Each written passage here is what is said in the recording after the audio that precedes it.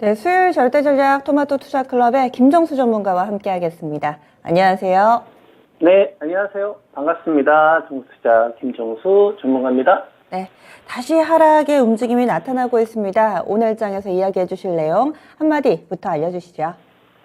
네, 달러 강세와 관련된 부분하고 그다음에 선물 만기일 전후 역행 신호와 관련된 말씀을 좀 드렸던 것 같아요. 그죠? 그리고 이제 지수에 대한 이 수치의 변화도 말씀을 좀 드렸던 것 같고, 그리고 이제 그런 걸 좀 연동해서 오늘 말씀을 좀 추가적으로 좀 드리려고 하는데요. 오늘 제가 오늘장 한마디로 좀 드리고 싶은 말씀은, 달러 강세 기조 속 급등과 급락에 반복되는 시장이다. 이렇게 말씀을 좀 드릴 수 있을 것 같습니다. 얼마 전에도 금리 인상이나 달러 강세 기조가 나타나는데 이럴 때 기업별로 밸류에이션 차별화 부분을 강조해서 또 설명을 해주셨어요. 오늘은 어떤 내용 준비되어 있는지 좀 절대 전략 알려주시죠. 네. 지금 시장이 되게 혼잡스럽게 움직이는 것 같지만, 저는 되게 심플하다고 생각을 하거든요. 지금 시장에 대해서. 지금 시장은 절대 복잡하지 않아요. 간단합니다. 이 간단한 게 무엇이냐에 대한 것만 잡고 있으면 뭐 전략을 세운다거나 내가 가지고 있는 포지션에 대한 것들에 대한 방향을 전 잘 잡고 갈 수 있다. 이런 말씀 좀 드리거든요. 이러한 생각들은 최근에 시장과 관련된 제 전략들 오늘장 한마디에 많이 녹아져 있던 것 같습니다. 지금 시장은 달러 강세가 멈추길 바라는 거예요. 여러분들이 장 열면 해외 시장이 급락하고 또 급등하고 이런 것들이 있었잖아요. 연휴에 끝나고 나서 우리나라 연휴 끝나고 나서 해외 시장 좀 급등이 나왔었고, 그 다음에 또 금리 공포가 또 다시 커지면서 CPI 발표되고 나서 또 시장이 또 급락하는 흐름들이 나왔었고, 이슈가 계속 발생이 되는데 급등과 급락이 반복되잖아요. 또 이걸 읽기만 하면 이게 아무런 의미가 없는 겁니다. 전략 세우는데 단 1도 도움 안 되고 여유롭지가 못해요. 그냥 매일 하루하루가 너무 괴롭고 그럴 필요 없고, 시장에서 그냥 달러 강세구나, 이게 되게 간단한 겁니다. 달러 강세인데 이 달러 강세는 다르게 얘기하면은 원화 약세잖아요. 이 원화 약세의 원인을 제공을 하는 게 무엇이냐를 보면 금리 아닙니까? 금리 공포. 그죠? 지금 금리 공포에 대한 불확실성이 언제 사라지죠?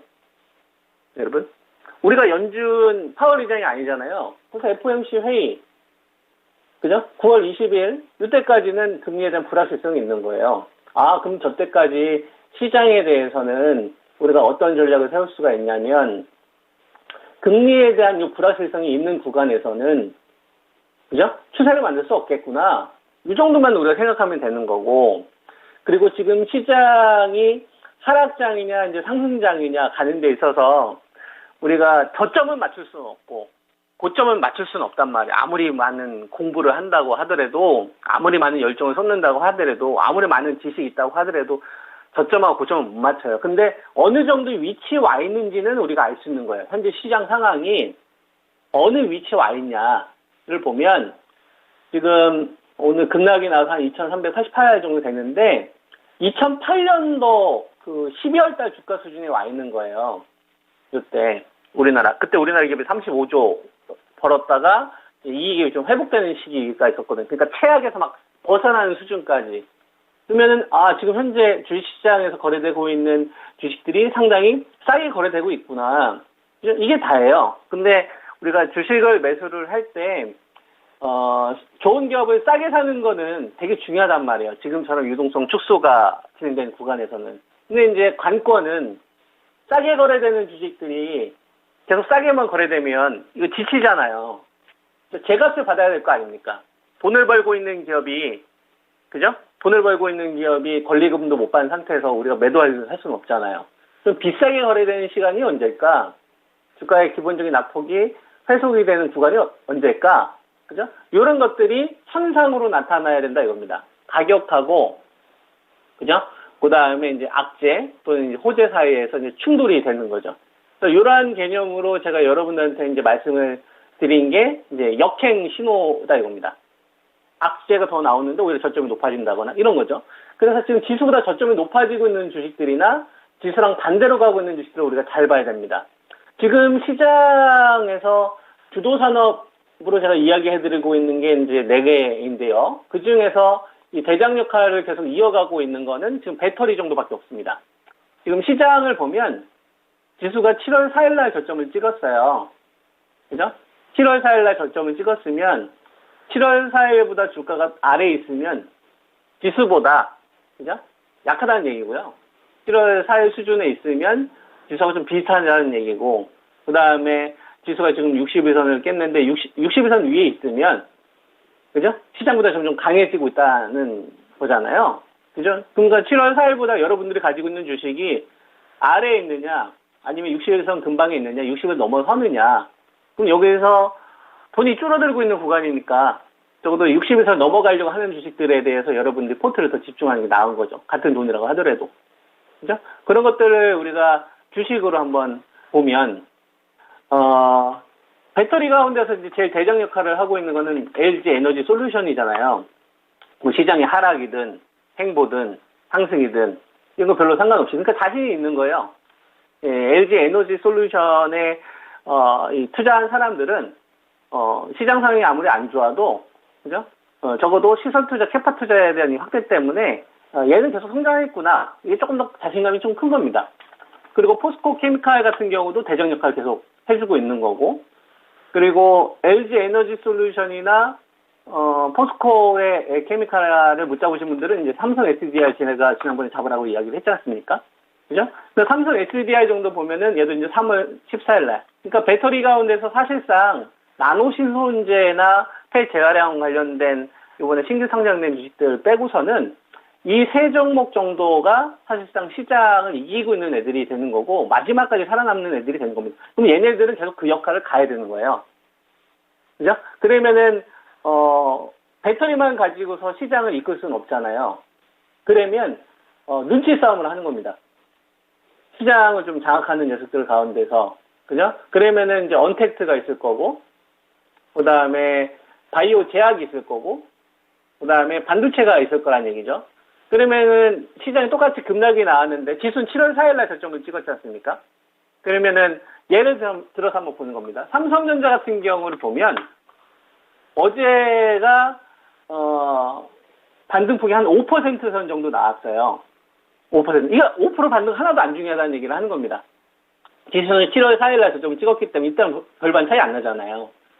실제로 중요하려면 60일선을 넘어가는 흐름들이 나와야 된다 이겁니다. 그러면은 이제 반도체가 점점 강해지는 거예요. 악재가 나오더라도. 그 다음에 SK 하이닉스 같은 경우 보면은 이 주식도 한 4, 5% 정도 반등이 나왔던 구간인데, 어제 보면 한 5% 반등 안 중요하다고요. 그냥 60일선 넘어가는데 거래량이 실리는 게 중요한 겁니다. 지금 악재가 많은데, 배터리 관련돼서 계속적으로 지금 시장에서 차별화 흐름이 나오면 이걸 메꿔주는 섹터들이 반도체에서 나와야 되는데 지금 아직 나오고 있지는 않는 거죠. 그죠? 뭐 LG전자 같은 경우도 보면 LG는 60일선 잠깐 돌파했다가 왔다 갔다 하는 거래량이 없잖아요. 그러니까 지금 반도체나 IT 관련된 섹터들 쪽에서는 이 세 종목들 정도에서 동조화 신호가 나와야만 배터리에 대해서 이제 바톤 터치를 하는 이 정도의 어떤 가중성이 있구나, 이거인 거고요. 그 다음에 바이오 제약이 제가 중요하다라는 말씀을 좀 드리고 있는데, 한미약품이 얼마 전에 이 놀론티스, 그죠? 이거 이제 신약 승인을 받았잖아요. 그죠? 근데 어제 장대 연봉이 나왔어요.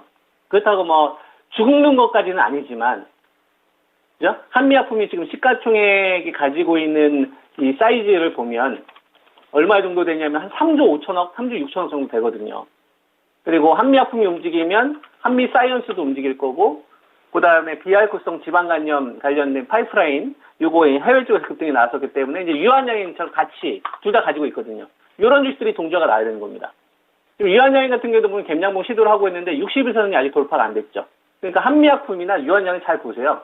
이 두 종목이 60일선 넘어간다. 그러면은 뭐 시장 그런 구간에 별로 신경 쓰지 않고 이제 개별 종목 장세 만들겠다. 이런 신호가 되는 거고, 오늘 기사를 좀 보니까 이제 미국 쪽에서 바이오 같은 경우도 원래는 이제 반도체하고 배터리 쪽으로 조금 더 집중을 했었는데, 바이오 같은 경우도 이제 미국에 좀 생산하는 기업들에 대해서만 좀 차별적인 지원을 해준다는 얘기가 좀 나오고 있지 않습니까?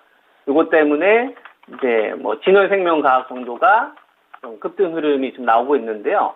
저는 어떤 게 좀 보이냐면, 진원생명과학이 좀 급등이 나오기 전에 파메신의 급등이 있었고요. 그죠? 파메신의 급등이 있었고, 그리고 ST큐브의 급등이 있었습니다. 어제.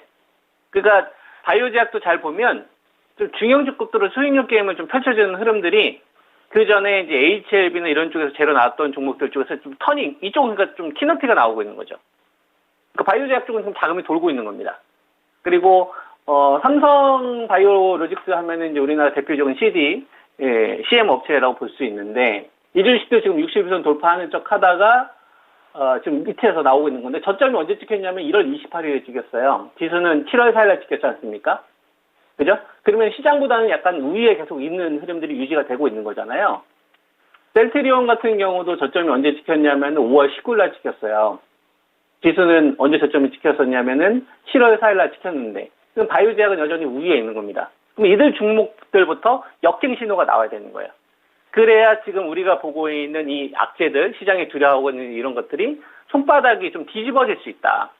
그래서 지금 현재 투자 전략을 세우시는 분들은 너무 휘둘리지 마시고 전략 잘 유지하시면서 가시면 됩니다. 네, 이렇게 말씀 좀 드리겠습니다. 예, 알겠습니다. 금요일에 뵙겠습니다. 예, 감사합니다. 네.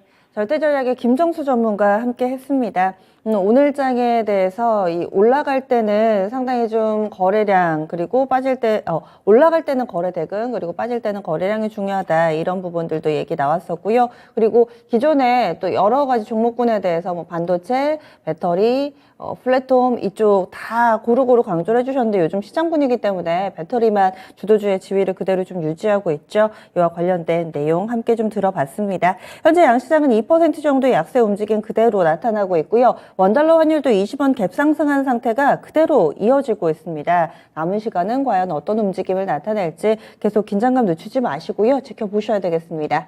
다양한 투자 판단에 대한 도움 말씀드렸습니다. 종목의 상승 하락을 보장하지는 않습니다. 오늘 하루도 힘내세요. 고맙습니다.